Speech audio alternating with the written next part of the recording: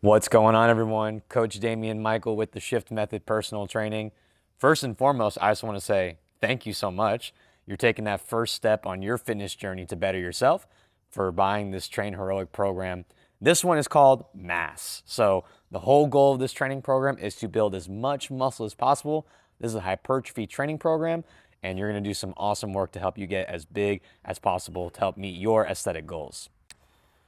So this program is for someone who has maybe been training kind of consistently, maybe somewhere between the 3 to 6 month mark, and maybe you had a little bit of progress, but maybe you kind of hit that plateau where you're not really sure where to go from here. You know you got some consistency in the gym, but you're just not seeing the gains that you want anymore. So I'm here to help you lay out some guidelines, give you some good programming and tips that's going to help take your training to the next level.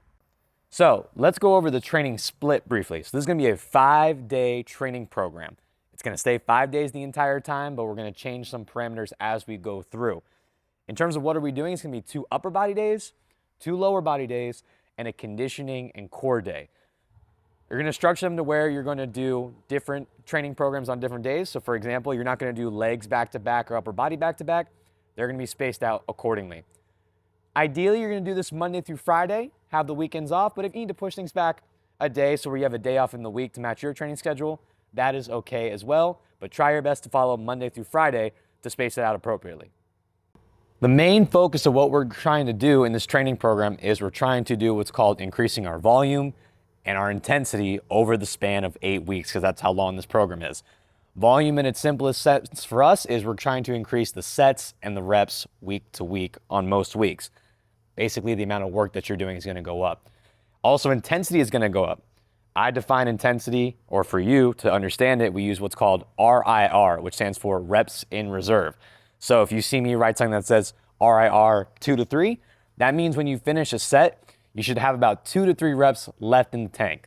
So say you did a set of 10 on leg press, you rest the weight, you ask yourself how many more you could do. If you said I could do 2 or 3 more, then that is a good weight for you. We want intensity to be pretty high most of the time because we want to stimulate the muscle so that way it's going to grow when you recover from session to session. Some other things to consider as well. The warm-up is going to be very general. I'm going to go over it a little bit more in detail when we kind of go week to week, but essentially you're just going to do what we call a RAMP protocol.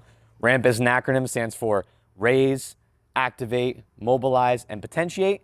Raise, we're going to get your heart rate up. You're going to do some kind of cardio equipment at a very moderate intensity. I use RPE for any of our cardio. RPE is a 1 to 10 scale, right? So 1, you're sitting on the couch doing nothing. 10, you're doing a 100-meter dash and there's $1 million on the line, right? So you have somewhere in that gap of how intense you should be going. Most of the cardio is going to be somewhere between like a 3 to a 6 or 7. So it's kind of moderate to intense. So R, raise your heart rate. That's the first portion. Next is A, activate. You're going to do some basic exercises to activate the muscles you're going to be using today. For example, on your upper body days, you might have to do some push-ups for your warm-up because you're going to do a chest-based exercise. So we're going to activate the musculature that you're going to use. Next is M, mobilize. From here, what you're going to do is you're going to take the joints through a full range of motion, doing things like trunk rotation, arm slaps, which I will demonstrate when you get to week 1. And lastly is potentiate.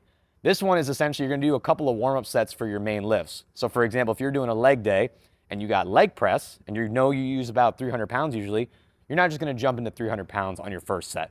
You're going to do a couple of warm-up sets, get into the groove of things, and then you're going to go to your first working set. So potentiate is just your warm-up sets that you're going to do.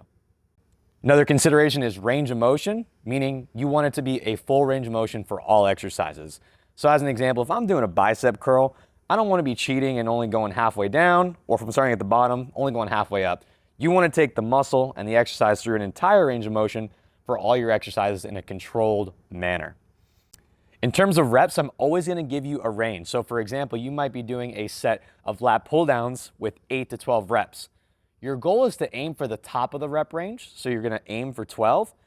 And that kind of lets you know, hey, if I can hit that top of the rep range consecutively 2 times, that means that I can increase the weight. So you do that lat pull down for 12.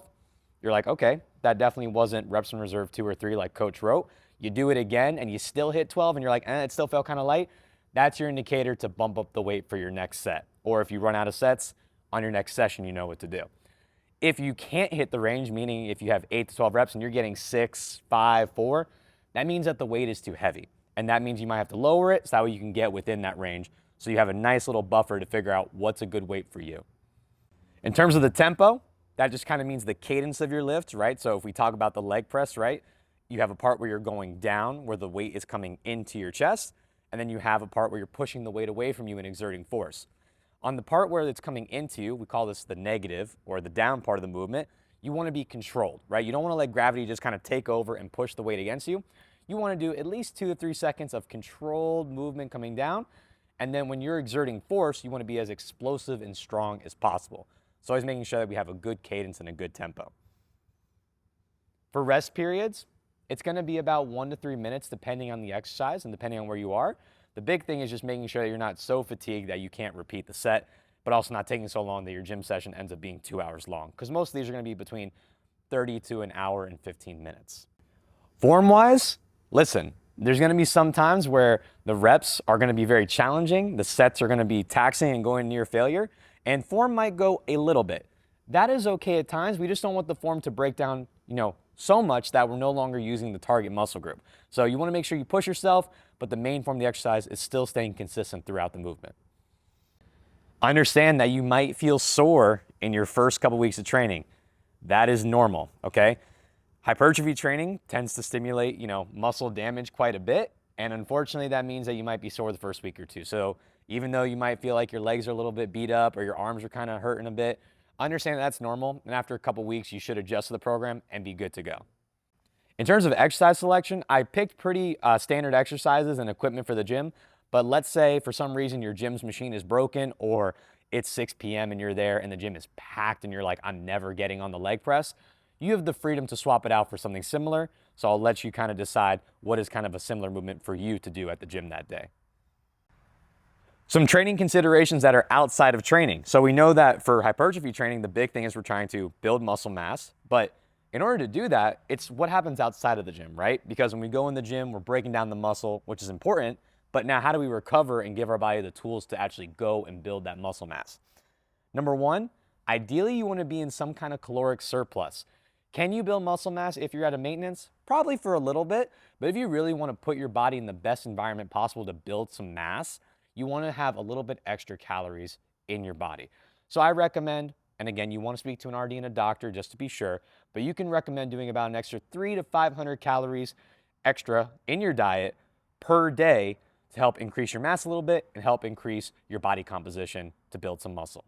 In terms of protein, again, always consult an RD, but a good rule of thumb is 0.8 to 1.2 grams per pound of body weight.